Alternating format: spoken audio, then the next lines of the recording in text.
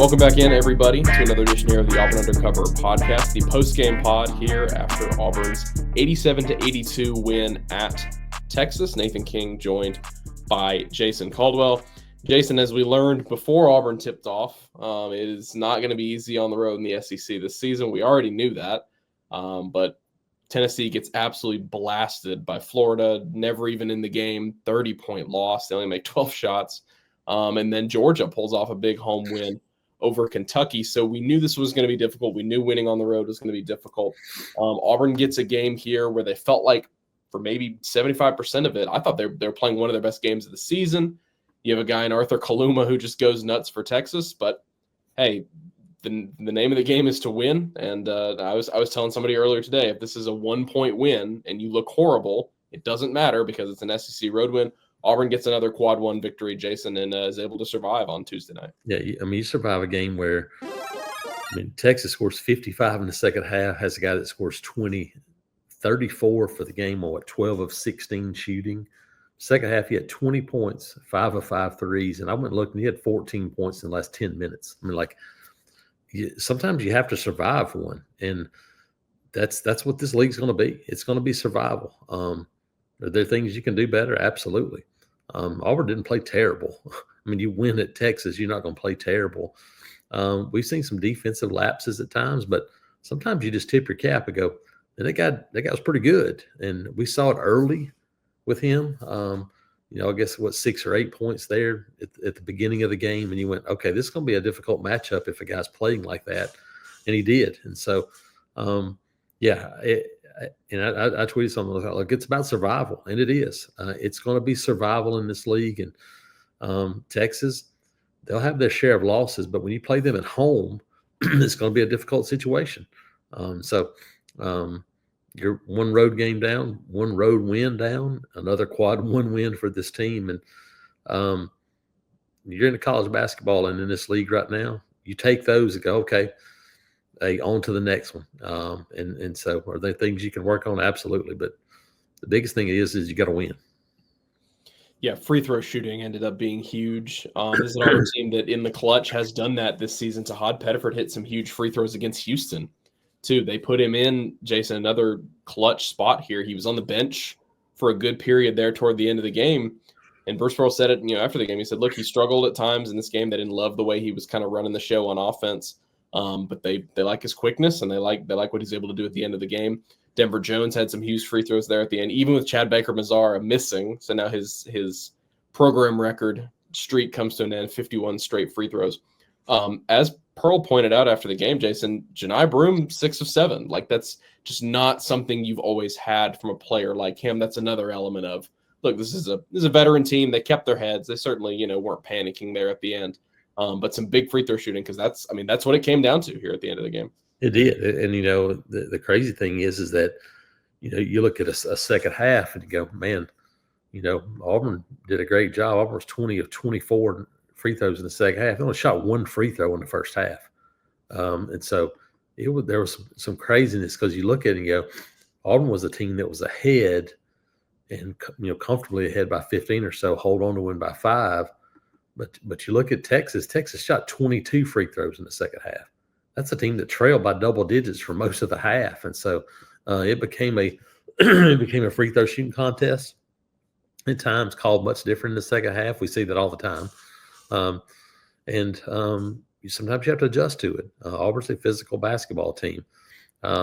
First half, they didn't. Even though they called more on Auburn. Texas didn't have, I think, 3 fouls in the first 14 minutes of that game, or 16 minutes maybe. And so it changed in the second half. You had to adapt, adjust. Auburn really had a comfortable situation there, and bang, bang, a couple of those threes, and all of a sudden you go from 15 to 9 and into 7. You get a technical foul and add a couple of free throws, and you look up and it becomes a battle. I think it was we may look back on this one and see that this may have been one of the most important games of the year for this team, because they have, as Janai Broome said, they haven't had many of these situations where they've had to go at the end of a game and step up and make free throws. You look all the way back to Iowa State, and then you look at this one. There haven't been many games in between. This team has run roughshod over just about everybody. to have to go on the road and survive what would have been a devastating loss by making free throws down the stretch, I think that's a pretty big deal for this team. Yeah, they said on the broadcast something about it would have been the biggest blown lead by a top 2 team in like 15 seasons or something like that. And so, yeah, like you said, devastating from the perspective of having them on the ropes. This rotating cast of characters that we've come to expect. One guy's on, one guy's not. Dylan Caldwell didn't score tonight. Chaney Johnson was 2 of 6, only had 4 points. But Miles Kelly steps up. He had a phenomenal game, one of his best games in an Auburn uniform. Chad Baker-Mazara, scoreless in the first half. Yeah. I thought one of their most important players in the second half. Just kind of his shot creation. Had that kind of that runner, had a big 3-pointer at the beginning of the second half.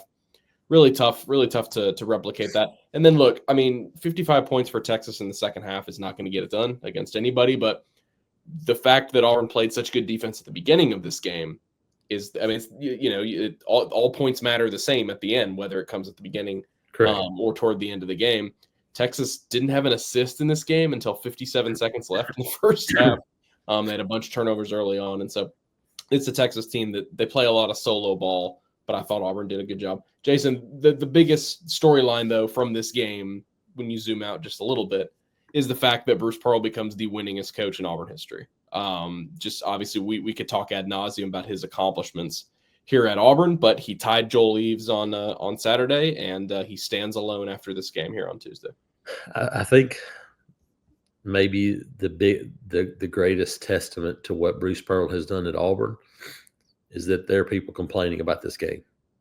You don't have to say anything else. That's what we've gotten to, is that people are complaining because you won a basketball game at Texas and you win by 5. People are going, oh man, get it, this or this. That's what he's done. He's raised the bar that high that you just won a quad 1 game on the road for the first time in over 2 years, and you go, oh man, got to be better than that. Well, you do, but you also, this league is, and I think that's the other part of this too.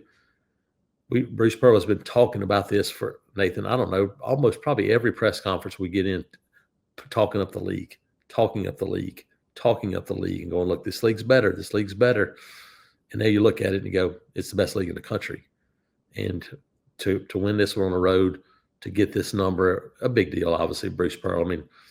It's the single most impressive thing, not only in my 25 years, but in my lifetime of 50 plus years now in Auburn athletics, what Bruce Pearl has done in basketball.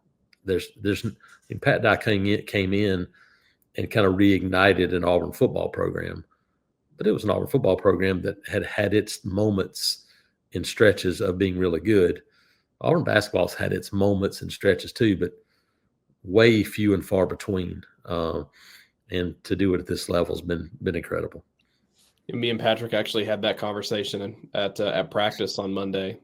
Patrick asked me, he's like, "Is Bruce Pearl the best coach ever at Auburn? Period, in any sport?"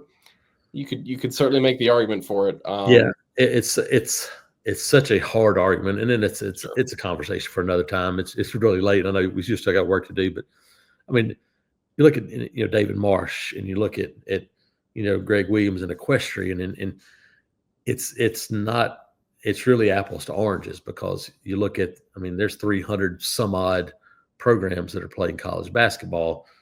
When Dave Marsh is swimming, you're really competing against about 5 people. And you're able to, much different scenario now in basketball. So I think when you look in the context of it, it'd be hard to argue the job that Bruce Pearl has done in the history of Auburn athletics. You mentioned that stat, Jason, first quad 1. I want to make sure people get that right. First quad 1 road game, because Jay Phillips, road game, yes. Jay Phillips, who's a great Twitter follow in the Auburn sphere, pointed out that against Ken Pom top 50 teams, and so those equate to net, that equates to quad 1. Auburn was 0-11 against those teams on the road over the last 2 seasons. And so although Texas is probably going to finish middle of the pack in the SEC, you cannot understate this kind of a win. I think also, Jason, it's a really important win for them early in the year because, number one, the adversity they face, kind of seeing that. Miles Kelly and Broom talked about that after the game, but South Carolina, anything could happen. They're not as good. And then you get Mississippi State at home. So, like, again, I'm not projecting and expecting anything. Every game is a war, but you put yourself in a really good position here. You go to Georgia 2 Saturdays from now. That's going to be a big one. But looks a little more difficult than it did, 5 hours ago. Correct. But I think they have this stretch here early. You kind of we circled Texas. You'd kind of wonder. Now Mississippi State has been awesome, but you get that game on your home floor. Again, we'll look at it at the end. I agree with you. Any sort of road win, because they all count exactly the same in these 18 games. I think we'll look at it at the end, and this will be one of their biggest wins of the year. That's it. Again, it comes back to the first thing we said: survival. This is a survival league on the road. You're going to have to survive them, no matter where you go, no matter who you play. Mississippi State goes to Vandy, plays well, and wins. Well, I think we'll start to see a little separation from teams too, as you start to play these league games. You're looking, LSU was a team that had their record was pretty good to start the year, and now you look in the league play, and they haven't been very good at all. I mean, Auburn beats Missouri last week, and Missouri just pummels LSU, and so you start to go, okay, maybe there's a little more separation than we might have thought because of the records in this league. But I don't think it's going to take away the difficulty in winning on the road. And Auburn has the recipe with this team to go play any style. You make free throws and you do the things that they do. And because the veterans, I think Miles Kelly mentioned, look, there's a bunch of seniors on this team. Those guys didn't get rattled. And then the young guys, because of that, play the same way. And so I think that's a big deal.